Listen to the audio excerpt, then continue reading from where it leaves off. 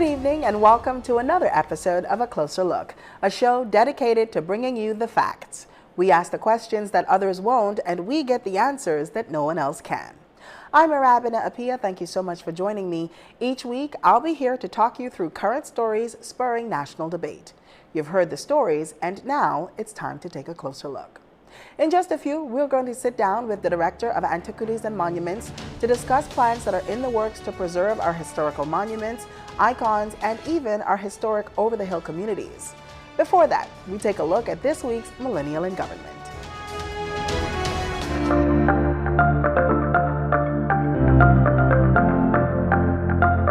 What's the Bahamas doing in the fight against COVID? We're empowering Bahamians with free testing, free masks, and access to doctors for answers to your questions.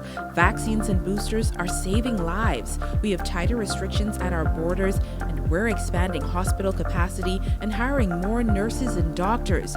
We're taking on COVID while reopening schools and keeping our economy moving. Together, we're moving forward.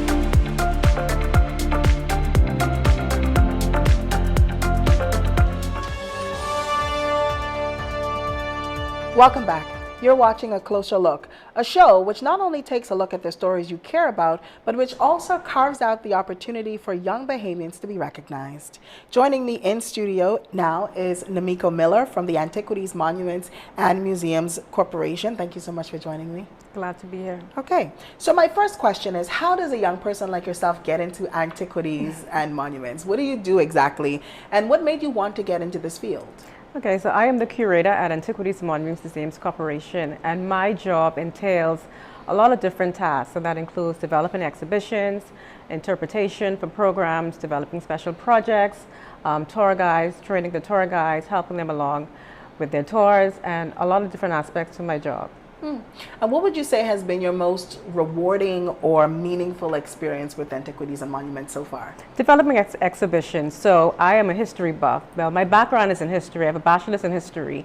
And so coming up from that, I just love to tell stories. And so I can tell stories in different ways with history, interpreting that to different audiences. And that could be, like I said, in my exhibitions and our special programs, interpretation. Our Living History program is one that's really, really popular with our audience. And so I can also tell our stories through that, giving history a human component to it, to make it feel more accessible to our audience. Tell us a little bit about that Living History program. So Living History and program, it entails our West India Regiment soldiers who were stationed at the forts. And so we have our interpretive team who are dressed as soldiers, and they actually do drills. So they would march around the forts. You would hear drums, you would hear the music. Sometimes we have bands like the Defense Force Officer Band or the Police Band. They also march around the forts with drills, and then they fire the cannon at the end. So the big boom at the end is the firing of the cannon. Can you give me an idea, or in your opinion, what are some of the things that might be missing from the telling of the Bahamian story? That human aspect, because when we talk about our forts and we talk about our other historical sites, we just look at what we read and probably primary sources, our secondary sources. But there's always that human aspect, because there are persons who live there. The soldiers lived there, they had their families there. So what exactly happened to them? Can we tell their story? And one thing that I love to tell about Fort Charlotte that a lot of people don't know is that gambling, a history of gambling actually started at Fort Charlotte. There was where the soldiers during their off time, they would ride the ponies for money. Wow. And so that's what they did in their off time. So it's a lot of stories, different aspects of stories of history that you can tell about our historical sites. Okay. What piece of advice, as a millennial in government, what piece of advice would you give to other millennials, young Bahamians, who are hoping to not just get into the public service, but who may want to join you at the Antiquities and Monuments and Museums? Have a love of storytelling. Be someone who is passionate, and especially know your history. We do that a lot. We do that every day at our historical sites.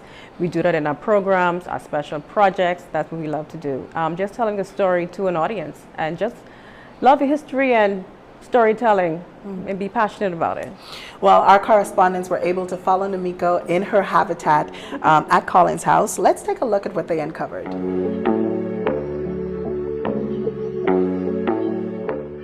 telling the story of the Bahamas, like the history of Collins House, which is right behind me, is no easy task. It's almost as intricate as weaving together a big Broadway production with all of the actors, sights, sounds, and scenes. But for AMMC curator Namiko Miller, it's not such a daunting task. In fact, she does it with vigor, excitement, and pride.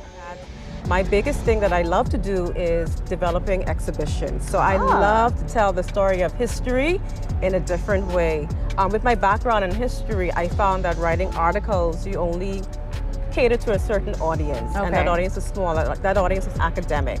So with interpretation and developing exhibitions, you can cater to a large audience, and you can get more people involved and get them to love history. As a passionate writer and avid reader, Namiko found history a natural fit. After gaining her bachelor's degree in history, she searched for new ways to bring history to life. That led her to the world of museum studies. In the world of museum studies, they actually teach you to interpret history in different ways. And so that can be through a short story, that can be through developing an exhibition that's more interactive. So you have 3D effects and all of that involved. You also can have an interpretation that involves persons actually acting out, dressed in historical clothing. And so that's very good. And that's also good for photo opportunities for our guests, and they absolutely love that. So my job kind of like reaching back and bringing it forward. It is, exactly. And one thing about history, especially Bahamians, you know, a lot of people think that history is boring, but it's not. It's in the way that you interpret to your audience. As a curator, she says, we've yet to scratch the surface of telling the story of the Bahamas. Is there anything that you think is missing or needs to be added to our Bahamian narrative, our story? There is a lot that needs to be added. There's a lot that's missing. With museum studies, the most I can do is to develop the exhibitions to tell these stories, because there are a lot of stories that are not told. There are a lot of stories that are forgotten. There are a lot of stories that people would like to forget, but you have to also understand that they're a part of our history. We cannot forget it. We cannot brush it off. We can tell our stories. We have to tell our stories to make people understand and love history. And as we were on a very historic site, Namiko shared some of that history. So we're here at Collins House, a very historic site, and what we're standing on now, I understand, used to be a waterfall. It was. Tell me a little bit about that. So if you look around along here, the water came from there and it flowed all the way down here. Wow. These tiles are the original tiles. And so the plan is to restore this in its historic form. So we don't want to change anything. And that's where our historical architecture and our historical preservation department comes in play. So we want to actually restore this whole thing so it actually looks like the cool water feature that it was back in the day. Awesome. Which year was this built? And give me a little bit of history about Collins House. Okay, so Collins House was built in 1929 by Ralph Collins. So Ralph Collins was a big businessman in Nassau. He had a lot of businesses, and this building is particularly rich in history because who all was there. So it was once the home of St. Andrew's School. So St. Andrew's School was here also, and it also was the home to the Ministry of Education at some point. With so much passion to tell the Bahamian story, I cannot wait to see what else Namiko Miller has in store. I'm Jillian Gray, back to you in studio. Definitely so many exciting things happening over at Antiquities and Monuments. Thank you, Namiko, so much for joining me. Thank you so much for being here. Up next, we have more show. Stay tuned.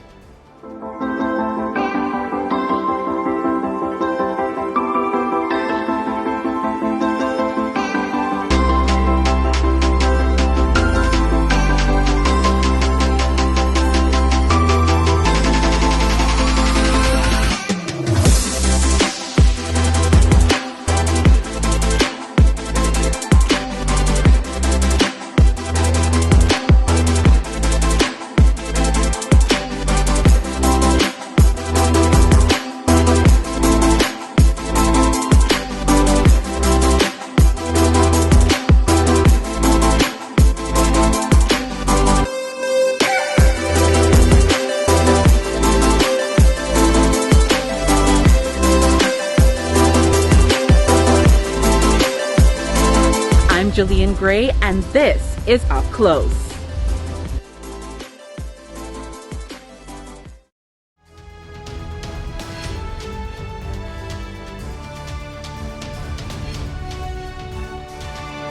Just recently, the Closer Look Road team had an opportunity to sit down with Dr. Chris Curry, who is director of the Antiquities and Monuments and Museums Corporation. Let's take a look at what they uncovered over at Fort Fincastle. The Antiquities, Monuments and Museums Corporation is the premier keeper of Bahamian heritage and tradition. Corporation Dr. Chris Curry tells us about their role and restoration efforts. We are the protectors of the patrimony of the Bahamas, which is to simply say we protect and safeguard from persons possibly coming in, scavengers and persons who might want to take from our waters, archaeological artifacts, or persons who would want to come in here and do work on land that is not registered and hasn't been given the authority, licensing authority. We want to make sure that the water tower is restored for our 50th anniversary of independence. We also are going to work towards creating a terraced area for the straw vendors, and ultimately we want to make the entire Bennett's Hill area, which includes Water Tower, Fincastle, and of course the leading steps, the 66 steps that bring us up here, we're going to make it entirely pedestrian. We want to work towards, first of all, doing a huge PR campaign to get people aware that the forts are here. And of course in that PR campaign, we want to make sure we're appreciating that our visitors aren't just people that come from foreign lands. We want our Bahamian visitors, our school kids to come here. We want to develop plans that will entice them here. We want to develop immersive tours. We want to have marching bands. We want to have drilling. We want to do all these sort of things that get people to not just hear and see, but also do things. So can you tell us a little bit about the history of where we are right now? Well, Mason's Addition would be considered one of those really rich historic areas that we would call over the hill. But it was actually settled by a lot of West Indians who came here in the 1920s and 30s to work either in tourism or to also do construction work. Some of them also were educators and nurses. So you had some skilled persons in here, vibrant community. You have some very important names, mind you, in the Fincastle area behind us. And as we go further down, you actually have the homestead of Perry Christie, one of our former prime ministers, and even further down along McCullough Corner getting towards East Street, the home of Sir Lyndon Pinling, our first prime minister for the Commonwealth of the Bahamas. What are the plans to restore the Mason's Additions area? Right, so we're working really as clients to the Ministry of Works to have lighting on these steps, and then of course to balance and stabilize the steps. So because as you can see, some of them have been broken by rooted plants and other things. So they're somewhat unstable now. We're going to have a stakeholders meeting coming up where we're going to engage the community and talk about what they would like to see for the community. So that's a very important part of what we're doing. And then secondly, once we have community buy-in, we're looking at plaquing buildings, houses, both in the Fincastle and the Mason's Addition area. So all of that is about enhancing the community, getting their buy-in, having them involved. We want to see eventually guided tours through the Mason's Addition area. And you can imagine the theme here is you can walk from the water tower down Dead Cat Alley right into Mason's Addition, and you can get a guided tour by a Bahamian. Thanks for joining us into this deep dive into our history. Back to you, Arabana and Dr. Curry in studio. I'm Catherine Gomez. Well, thank you so much, Catherine. We're very lucky to have Dr. Chris Curry in studio tonight. Thank you so much for being here. It's great to be here. Awesome. So we've learned so much from your package here. So give us an idea. Can you provide any timelines for some of these amazing plans that Antiquities and Monuments is really getting into? Well, let's start with talking about Fort Fincastle when we want to open it. We've, of course, been closed really since COVID in 2020, and we've been working assiduously to open our forts. And so we're looking tentatively at the April 19th. This is right after our Easter Monday to open Fort Fincastle. We may have to move that by a week, but we're really looking closely to that third week in April. We already have the gift shop, mind you, open at Fort Fincastle, and we have a lot of treats. We offer native, authentic Bahamian candies made by Mortimer's. We have rum cakes from Purity Bakery. We also sell a lot of different, what you call souvenir items inside our gift shop.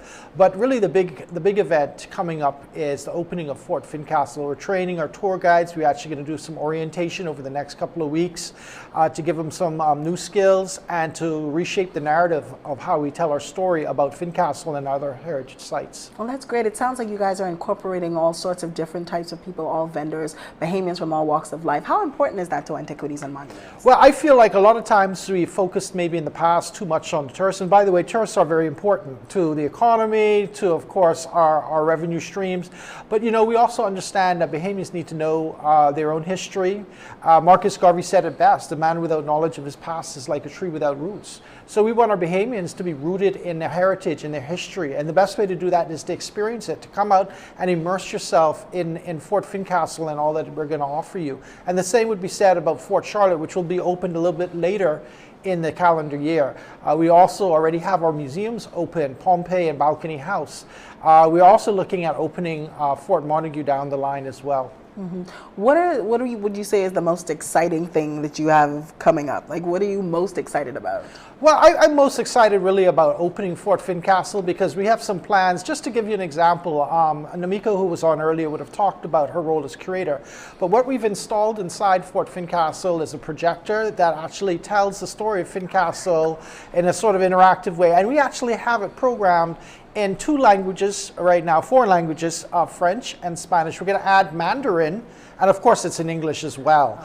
And so one of the other things we're looking at is doing sort of virtual tours using, of course, the Wi-Fi capabilities that we now have, and then with people with tablets and devices can come in and you can actually interact without actually having a tour guide. You can learn a lot about the fort and do sort of a virtual tour. So there's some interesting IT ideas that we are passing around in our staff area, and we're really excited about those things. Yes, very cool. Namiko did mention that the Antiquities and Monuments is looking at telling Bahamian history in different ways. How do you think that is going to be received, especially by a younger generation of Bahamians? Well, I think you have to be sincere and authentic. As a career educator, one of the things I always told my students from when I started teaching is we should never perfume our past. We should never sanitize it. We should tell the story as it is, and so what we want to do is tell more of a story about ourselves. In the past we might have focused more on, who was the king or who was the queen at the time, or the soldiers that would have been brought in here from England. But what we now want to talk about and focus more on is who were the persons that worked in and around these forts, that were the enslaved, that were the free blacks, that were the persons who chiseled out the forts, who, through their labor created these mammoth structures that are left for us to observe and enjoy. So we want to tell the story. What was it like, the day in the life of a free black who might have been hired to work the construction site that became the canyon that is the 66 steps? And what was work like? What was the working conditions like? Those kind of things, are really interesting, fascinating stories that I think our public want to hear, whether you're a tourist from abroad or you're a Bahamian who lives here. That's really, really cool. Okay, so tell us something that you think the public does not know that you would like them to know about the work that is being done by Antiquities and Monuments.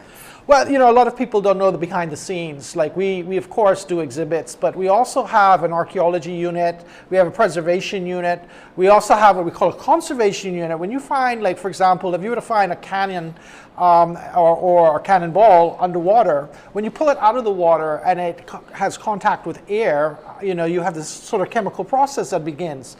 And so to protect that cannon or to protect that ball, you have to actually have it preserved in a certain way. You put it in water, and they have they put electricity through the water, and it takes the particles off of the artifact, and it preserves it better. So we have conservationists who are specialized in that kind of scientific side. But there's some other factoids that people may not know that is interesting. Like for example, Lord Dunmore, who built Fort Charlotte and Fort Fincastle, had a second title. He was called the Viscount of Fincastle. So that's a title that obviously explains why Fincastle is named after him. He was kind of a bit of an egomaniac. He named a lot of things after himself. There's at least 2 Dunmore streets, I believe, and there's a Dunmore town in Harbor Island. Yes. So he seemed to be doing a lot more than less. Okay. I know that, you've talked about wanting to reach out and really have Bahamians engage. How can persons get involved? If they wanted to learn more from the Antiquities and Monuments and Museums Corporation, what would they need to do? Well, the first and most obvious is to visit our sites. And we are opening, like I said, very soon. But really, Pompey is a museum downtown. And it's been open since the end of January, and it is one of the most visited museums on Bay Street. And there aren't any other museums really, but there are other places that you could visit, and it's a really great place to visit because it tells the story of Pompey and other enslaved persons and the Herculean efforts that they went through to find freedom. Okay, and so we would encourage that. We would also encourage people to look at our Facebook page. We have a Facebook page. We're engaging in social media. We're looking at moving and broadening our social space on social media and having a greater presence there. Obviously, you can still contact us by phone. We're always interested in finding ways that we can reach out and connect with people. We're also working on revitalizing our website. So all these things are in the mix for the future. Okay. I'm going to ask you the same question I asked Amico, and that is, what do you think is missing from the way we tell the story of the Bahamas now? Well, I think what's missing is, a lot of times we used to tell the history sort of what I call a top-down perspective, where you learn about the people who ruled rather than people that were unfortunately ruled by the rulers. So we want to talk about telling history from the bottom up, learning about the everyday lives of ordinary people who found a way of eking out a living in the Bahamas. And again, not perfuming the past, but telling it in a way that's real and authentic. And I always say history is about telling a good story and making a good argument. But we're more interested at antiquities, I think, in telling a story. So we want to find out those interesting stories that maybe a lot of people didn't know about and bringing that to light. And I think, that is part of our oral tradition. Well, that sounds great. I'm so happy that you joined us, Dr. Curry. Thank you so much for being here. It's been a real pleasure. Thank you for having me. Awesome. So we're not perfuming the past, but we will be back right after this.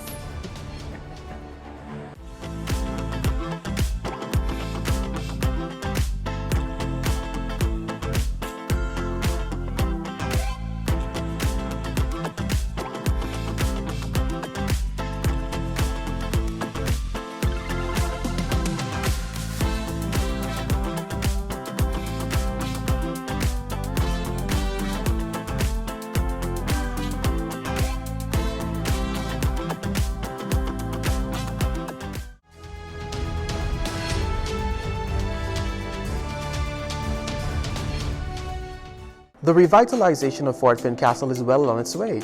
The historic monument has played a vital role as one of the most visited tourist attractions in the Bahamas. We spoke to a few local ambassadors who have contributed to the experience on site. If you look around here, you can see this need a massive renovation. So as soon as that happens, I think it will increase business. So, we can carry more funds home to our families. And in the condition what it still is amazing. For the experience here, they should put some live music around here for the culture and, some food like conch salad, conch fritters, stuff like that, for them to get a better understanding of the culture. Right, so talk about the experience of how the tourists like the coconut water, and you'll put the straws in the coconut for them to drink it, and they get the natural coconut in their hands. They love it. It's a good experience for me, but they love it. They love it. Yes, sir. Now they're going to renovate the Fort Finn Castle and then also assist with the renovation of the vendors up there as well. Yes, and they're also probably looking for places to put you guys as well so that the tourists can get a better experience of what they're receiving now. How do you feel about that? It's pretty good. I would love it. It's a nice experience for the Bahamas. Do you have any recommendations on what they can do to improve it some more for you guys? Try clean up the place a little bit. If you've been watching our show for a few years, then you've probably noticed that this season has been totally revamped to include correspondents. From time to time, these correspondents will be joining us on set to join in on the conversation directly. It's my pleasure tonight to welcome two of our private sector correspondents, Catherine Gomez and Marco Semprista. Thanks, guys, for joining us tonight. No problem. Okay, so Catherine, we'll start with you. You had an opportunity to go along with Dr. Chris Curry to Fort Finn Castle. Tell us a little bit about that experience. What was it like being in the thick of things?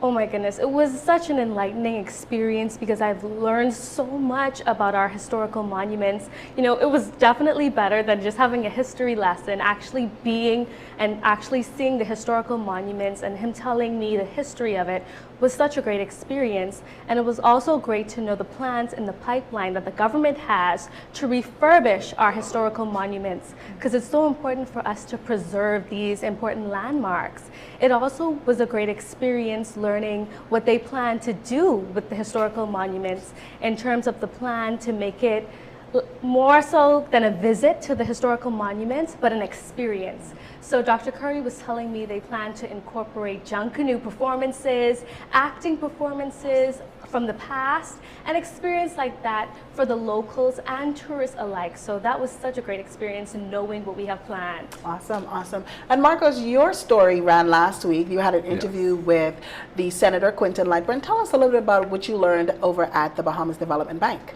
I think what I enjoyed most with Senator Quinton Lightburn was finding out all of the opportunities that exist with the Bahamas Development Bank. I think for a long time, a lot of people have not really known that it's there for our use and for us to actually start small to medium-sized businesses.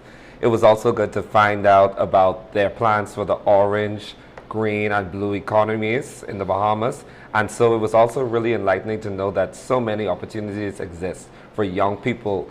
That I come from a background of working in commercial banks, and so I know how hard and how stringent the policies may be trying to get development loans and trying to fund your own small business. And so I think it was phenomenal to know that the Bahamas Development Bank actually offers these same services with less stringent policies. Very good to know, very good to know. Well, it's exciting. I'm excited about all of the future stories that both of you are going to be covering. And thank you guys so much for joining me in studio. Well, ladies and gents, we've certainly learned a lot here tonight. I want to thank Dr. Chris Curry for joining us this evening and helping us take a closer look at this issue. Thank you to this week's Millennial in Government, Namiko Miller, and thank you for tuning in. If you have questions or comments about anything we discussed here tonight, be sure to head over to social media and weigh in via our social media platforms. Till next time, I'm Arabina Apia, and I'll be here next week for a closer look at the stories grabbing headlines. Good night, everyone.